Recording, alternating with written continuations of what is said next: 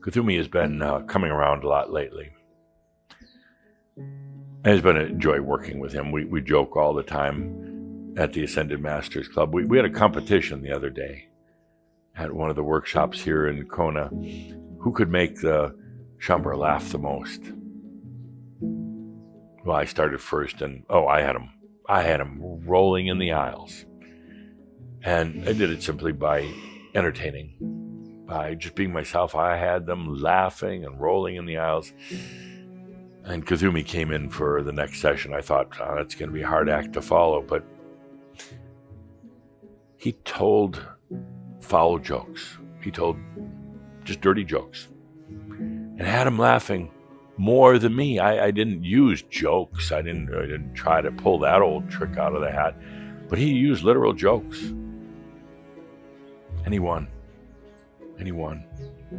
I don't know what it is about him, but he just has a way of making people laugh and feel good. He told a beautiful story during one of the workshops, a very beautiful story. You know, he talks about his walking journeys after his realization, and sometimes I think, boy, that's another boring story about you walking. I mean, how exciting could it be? But he always manages to say something pretty profound. He talked about walking, and then his conversations with Akira. And he goes back and forth. The two, they're like a couple that's been together too long. They bicker back and forth, and then they make love. And they bicker back and forth, and they make love. And Kuthumi gets so irritated with Akira. But then, typical, he realizes how right Akira was. The important thing he told in his story that I wanted to do in this Merabh was to talk about the fact that even as a master on the planet, even as a realized being, you still learn. This was the essence of his story, but I wanted to bring it to Shaumbra today. There's kind of a misperception, probably part of a neural tinnitus brain, that is a perception that as a master that you don't learn anything more. You know everything. That's not so true at all. You learn differently. You learn about different things. But you continue to learn and experience.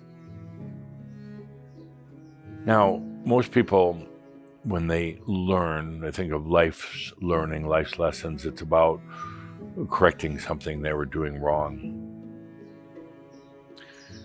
They think learning is filling a void, filling a gap, that you had to learn something. Most people go through their lessons in life, they go through the challenges, and then they learn through the lessons, and they come out maybe a little bit wiser, a little bit smarter. But generally, it's a correction, a corrective type of action. But the master keeps learning. But not to fill the void, not to correct an action, not to overcome like a pattern or a thought that was incorrect and now coming to the correct. So learning for a master, for a realized being, is really opening up to more truths that are in life. For example, as a master, you continue to learn, but you learn more now about just the beauty of nature. It's not a lesson. It's not because you've been wrong. You just now unfold more of its beauty. You learn and you can feel more now of the energy patterns in nature, of the animal kingdoms, the plant kingdoms. You have a greater, deeper appreciation. It's a whole different type of learning. It's an unfolding, really. It's like a graduate school for masters on the planet. You learn more about human nature, and not as a corrective action, not because you've had the wrong concepts, and not because you never didn't know, but now you learn. Now with the understandings of energy and, well, the whole reasons why you're here in the first place, you begin learning so many more beautiful things about human nature. And you have the realizations how really amazing people are. They can be annoying and difficult, challenging, but you're learning at a whole different level now, because you're bringing it to wisdom, not just to fill a void where you may not have known something, but the learning now is constantly bringing it to wisdom, and then that wisdom comes back. It comes back to you even as you're walking on the planet as a master, giving you the appreciation of what the soul beings are really going through, and why they do what they do, and why even when things seem hopeless, that they ultimately will come through it. The true master never stops learning. Even an ascended master never stops learning. There's always new depths and new levels. There's a misperception that once you become a master, you know everything, there's nothing more to learn. It's really not true at all. You're just beginning now to learn, because you understand the palette of colors that you have in your energy pattern of life. You're beginning to understand how when you mix them together, they create total new colors that you might have never seen before.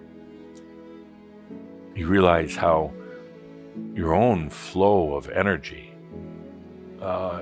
is working, not against you, as maybe a human would have thought, but actually with you. You're learning now at a very high level what consciousness is and how it affects everything around you. And you're experiencing it at the same time. I know sometimes you wonder, well, I thought I thought I would know everything. Oh, no. You're now just learning differently. You're learning in joy rather than sorrow or suffering. You're learning now with an understanding of energy and consciousness, not just mental activity. You're learning about the depths of yourself, your own soul, that even your soul didn't know. You just didn't know because you hadn't gone there yet. You're learning about the beauty of the I am. Not just as an idea, a mental concept, but as a living thing. You're learning about being timeless in a timeless reality.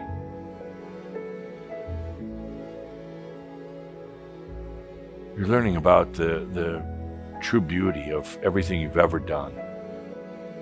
Humans often look into the past and they think about what they've done wrong, or New Age types look into their past lives and all the bad things they've done, but you learn now that none of those things really actually happened. It's only a distortion of the story created by individuals, by mass consciousness in general, that make these things so. And you learn now that it wasn't that way at all. You learn that life in biology is so precious, so valuable. It's nothing like it, nothing at all to be compared with being able to live on the planet as a human, but now especially as a master.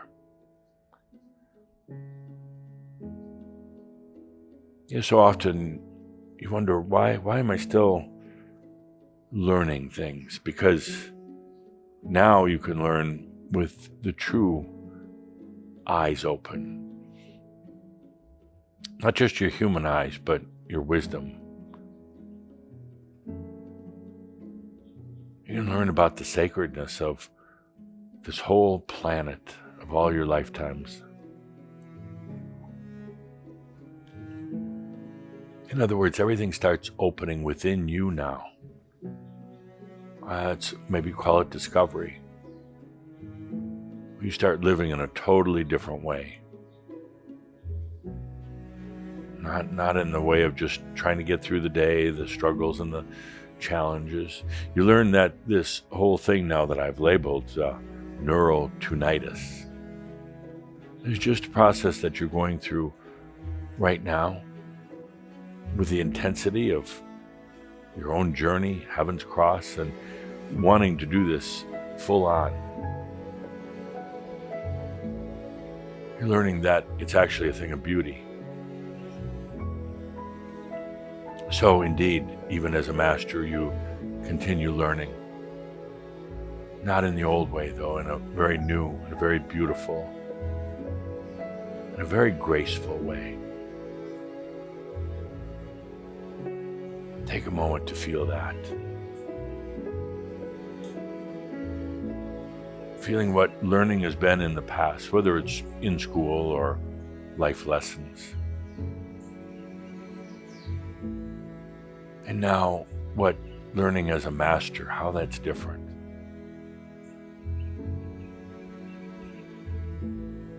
How it's so much more fulfilling, exciting. Not lessons anymore. It's not about what you did wrong now. It's about what more can become.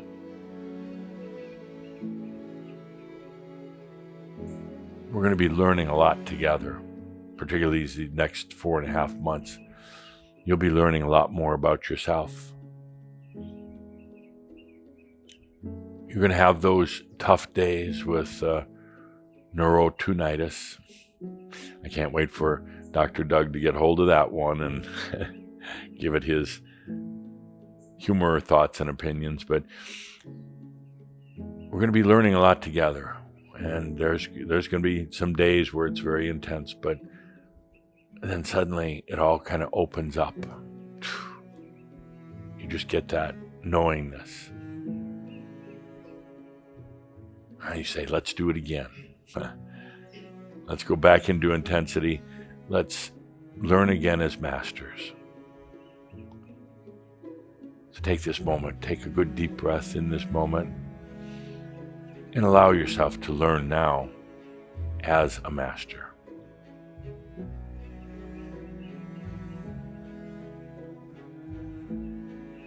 One of the most important things that Tobias got you to Chamber to understand was you're not crazy. Not at all. No, you're not crazy. You're going through a tremendous amount right now, but you're not neurotypical either. Thank goodness for that. That'd be pretty sad. I wouldn't even be here if you were neurotypical. You're not neurodivergent as the labels go these days. No, you just got this whole thing we put on the board, the neural tinnitus, alt brain. Might make it hard to figure out how to spell, add numbers, drive a car. Some of you have seen you're so handicapped now, even running the remote controls for your television. You used to know how to do that. You can't even figure that out. That's just that. We're going through this intensity, and then suddenly, one day, boom, just all there. It's like everything seems to catch up, and then you go back into this. It'll be that way for next good 4-5 months in particular. That's why Kathumi's here working with you. I'm here. Remind you, no, you're not crazy. You just picked a hell of a journey to go on. So with that, dear friends, delight to be here with you for this Shoud for this reminding you of alt. While on one hand you might be experiencing mental haziness, fogginess, you might be experiencing some physical clumsiness, there's always the alt. And what that alt is right now is the whole new rewiring of who you are as you stay here as a learning master on the planet. And remembering all the time that all is well in all of creation. With that, I bid you to be well. I am Adamus of Sovereign Domain.